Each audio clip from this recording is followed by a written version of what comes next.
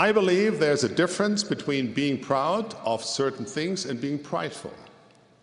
I'm proud of many things. I'm proud of my wife. I'm proud of our children and grandchildren. I'm proud of the youth of the church, and I rejoice in their goodness. I'm proud of you, my dear and faithful brethren. I'm proud to stand shoulder to shoulder with you as a bearer of the holy priesthood of God. So, what is the difference between this kind of feeling and the pride that President Benson called the universal sin? Pride is sinful,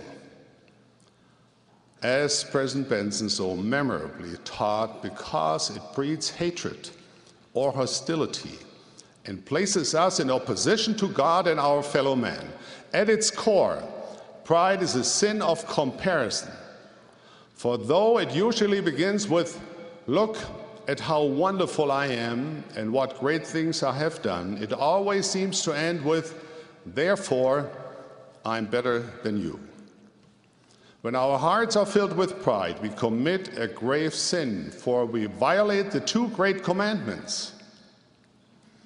Instead of worshiping God and loving our neighbor, we reveal the real object of our worship and love, the image we see in the mirror.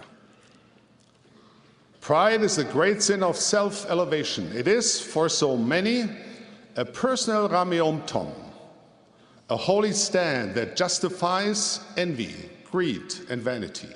In a sense, pride is the original sin, for before the foundation of this earth, pride felt Lucifer, a son of the morning who was in authority in the presence of God. If pride can corrupt one as capable and promising as this, should we not examine our own souls as well? Pride is a deadly cancer.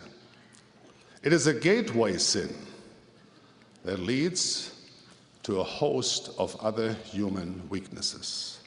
In fact, it could be said that every other sin is, in essence, a manifestation of pride. This sin has many faces. It leads some to revel in their own perceived self-worth, accomplishments, talents, wealth, or position. They count these blessings as evidence of being chosen, superior, or more righteous than others. This is the sin of, "Thank God I'm more special than you." At its core is the desire to be admired or envied. It is the sin of self-glorification. For others, pride turns to envy. They look bitterly at those who have better positions, more talents, or greater possessions than they do. They seek to hurt, diminish, and tear down others in a misguided and unworthy attempt at self-elevation.